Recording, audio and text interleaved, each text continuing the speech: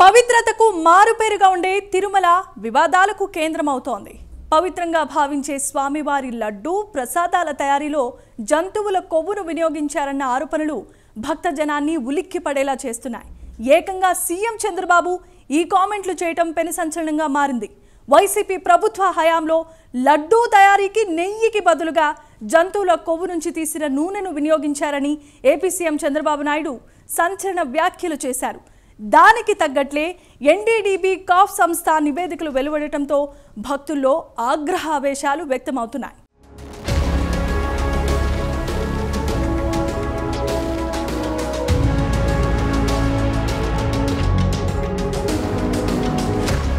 తిరుమల లడ్డు అంటే భక్తజనులకు ఎంతో పవిత్రమైనది. తిరుమల లడ్డూకు ఉన్న డిమాండ్ గురించి ప్రత్యేకంగా చెప్పనవసరం లేదు. వైసీపీ ప్రభుత్వ హయాంలో ఆ లడ్డూ తయారు చేయించిన తీరు ఇప్పుడు వివాదాస్పదంగా మారింది. లడ్డూ తయారీ విషయంలో గత ప్రభుత్వం వర్సెస్ కూటమి ప్రభుత్వం ఆరోపణలు సంధించుకుంటున్నాయి.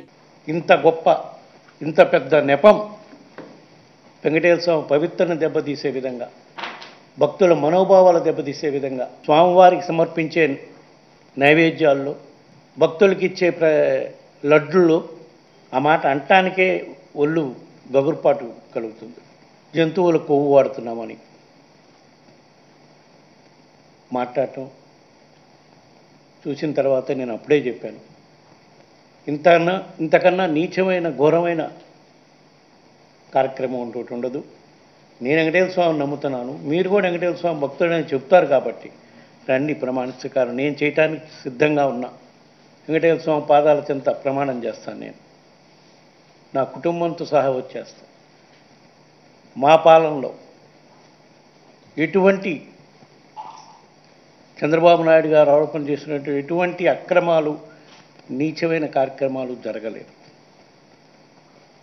మీరు ఏదైతే నింద మోపారో మీరు దానికి కట్టుబడి ఉన్న పని అయితే రండి, మీరు కూడా ప్రమాణం చేసి చెప్పండి. లేదా మీరు భక్తుల మనోభావాలు దెబ్బతినే విధంగా చేసిన దానికి మేము చట్టపరంగా, న్యాయపరంగా ఏం చర్యలు తీసుకోవాలో ఆ కార్యక్రమం చేస్తాం.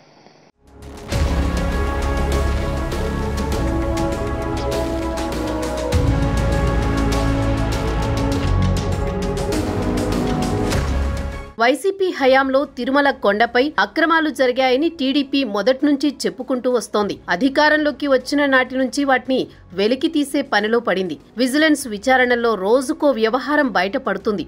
నిజానికి స్వామివారి లడ్డూ ప్రసాదాల్లో, అన్నప్రసాదాల్లో నాణ్యత లేదని కొన్నేళ్లుగా భక్తులు కూడా ఆరోపిస్తున్నారు. కూటమి అధికారంలోకి వచ్చాక వాటిని సరిచేస్తూ ప్రసాదాల నాణ్యత పెంచుతోంది.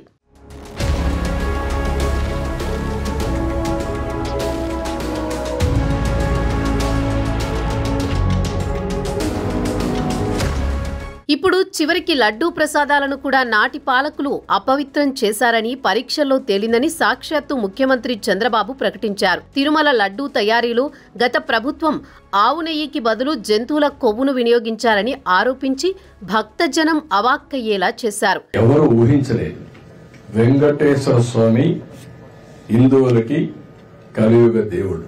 ఒక నమ్మకం, ఒక విశ్వాసం.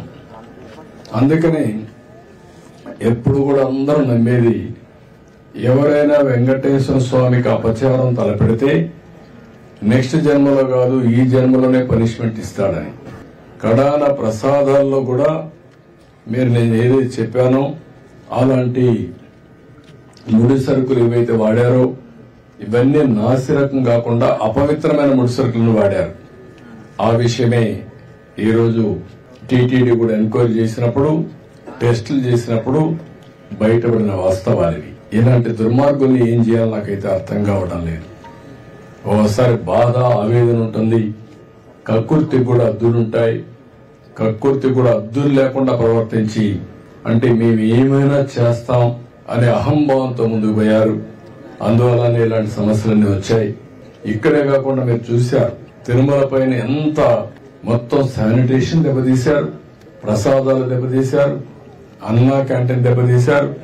కడాన వెంకటేశ్వర స్వామిని తీసుకుపోయి పెళ్లిళ్ళు, పేరంటాలుంటే అక్కడ కూడా ఊరేగించే పరిస్థితికి వచ్చారు.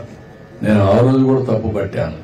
రాజకీయ ప్రయోజనాల కోసం ఒక వెంకటేశ్వర స్వామిని వాడుకోవడం కరెక్ట్ కాదు. చంద్రబాబు వ్యాఖ్యల్ని టీటీడీ మాజీ చైర్మన్లు వైవి సుబ్బారెడ్డి, భూమన కరుణాకర్ రెడ్డిలు తీవ్రంగా ఖండిస్తున్నారు. తిరుమల లడ్డూ తయారీ విషయమై కుటుంబంతో సహా ప్రమాణం చేసేందుకు తాను సిద్ధం, మీరు సిద్ధమా అని చంద్రబాబుకు వైవి సుబ్బారెడ్డి ట్వీట్ చేశారు. అటు కరుణాకర్ రెడ్డి సైతం చంద్రబాబు వ్యాఖ్యల్ని తీవ్రంగా ఖండించారు. విష ప్రచారం చేస్తే స్వామివారే శిక్ష విధిస్తారని మండిపడుతున్నారు.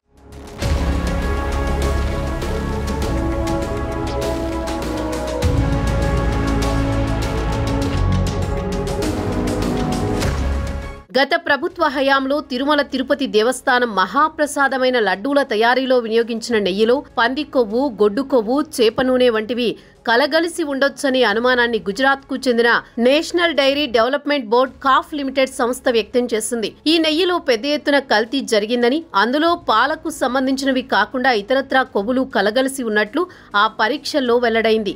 నెయ్యి నాణ్యతపై అనుమానం వచ్చి పరీక్షల కోసం నమూనాలను ఎన్డీడీబీ కాఫ్ సంస్థకు పంపించగా జులైలో ఫలితాల నివేదికలు వచ్చాయి. ఆ నివేదికలను టీడీపీ తాజాగా విడుదల చేసింది. వాటిని విశ్లేషిస్తే విస్తుగొలిపేలా ఉన్నాయి. సాధారణంగా ఇంటి వాడకానికి కూడా వీటిని ఎవరూ అంగీకరించని స్థాయిలో ఉన్నాయి. కోట్ల మంది భక్తులు పరమ పవిత్రంగా భావించే తిరుమల లడ్డూ ప్రసాదంలోనే ఇలాంటివి ఉన్నాయంటే ఎంత ఘోరమో అన్న విమర్శలు వ్యక్తమవుతున్నాయి. కానీ ఈరోజు బాధాకరమైన పరిస్థితి ఏంటంటే ఏకంగా లడ్డూలో కూడా నాణ్యత లేకుండా చేశారు. పాదయాత్రలో చాలా మంది వచ్చి నాకు చెప్పారు, అయ్యా తిరుమలకి వెళ్తున్నాం, లడ్డూలో నాణ్యత లేదు, నెయ్యి సరిగా లేదు, అన్నదానంలో ఏకంగా ఆహారం సరిగా లేదని అన్నాడు చెప్పారు తల్లి. నేను అడుగడుగున మాట్లాడే దాని గురించి. అందుకే చంద్రబాబు నాయుడు గారు కొత్త అధికారి నియమించిన వెంటనే గీ పైన పరీక్షలు, నెయ్యి పైన పరీక్షలు నిర్వహిస్తే దాంట్లో ఏకంగా పంది కొవ్వు, చేప నూనె, ఇలా అన్ని పదార్థాలు. ఎంత అన్యాయమో చూడండి తల్లి. అంటే అక్కడ కూడా అవినీతి చేసి సొంత కుటుంబ సభ్యుడు వైవి సుబ్బారెడ్డి అక్కడ అవినీతి చేసి ఎంత అన్యాయంగా చేశారు. అంటే వ్యవస్థలు ఎలా అయిపోయినా చూడండి తల్లి. ఇప్పుడు పవిత్రమైన బాధ్యత మా పైన ఉంది తల్లి.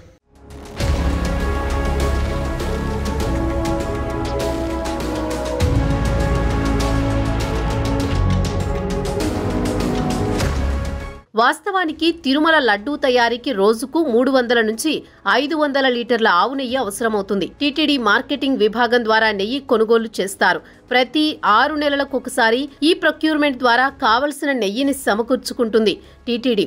2021 మార్చి వరకు కర్ణాటక మిల్క్ ఫెడరేషన్ కు చెందిన నందిని బ్రాండ్ నెయ్యి సరఫరా అయ్యేది. ఆ సమయంలో జరిగిన టెండర్లలో L1 గా ఉత్తరప్రదేశ్ కు చెందిన ప్రీమియర్ L1 గా నిలిచింది. L2 గా ఆల్ఫా కంపెనీ నిలిచింది. కిలో నెయ్యి 424 రూపాయలకు సరఫరా చేసేందుకు ఒప్పందమైంది. ఈ ధర తమకు గిట్టుబాటు కాదంటూ కర్ణాటక మిల్క్ ఫెడరేషన్ తప్పుకుంది.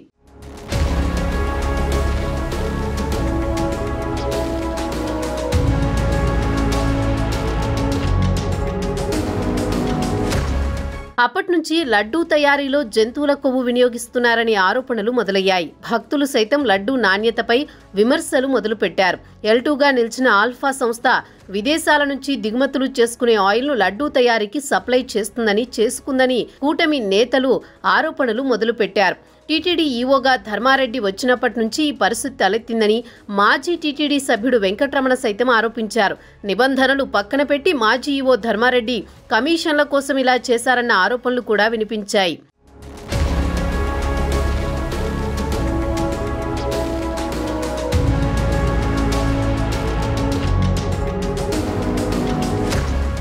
గత వైసీపీ ప్రభుత్వ హయాంలో ప్రసాదం తయారీకి ఉపయోగించే పదార్థాల విషయంలో అనేక వివాదాస్పద నిర్ణయాలు తీసుకున్నారన్న ఆరోపణలున్నాయి. మంచి క్వాలిటీ నెయ్యి ఇచ్చేవారిని తొలగించారు, తమ ఇష్టం వచ్చిన వారికి ఇచ్చారు, వారు జంతువుల కొవ్వును పంపారని తాజాగా పరిశోధనల్లో తేలడంతో ఆ కాంట్రాక్టులను రద్దు చేశారు. ఈ విషయం ఇప్పటి వరకు బయటకు రాలేదు. ఇప్పుడు ఆ నివేదికలు బహిర్గతం అవ్వడంతో భక్తులు ఆగ్రహావేశాలతో రగిలిపోతున్నారు.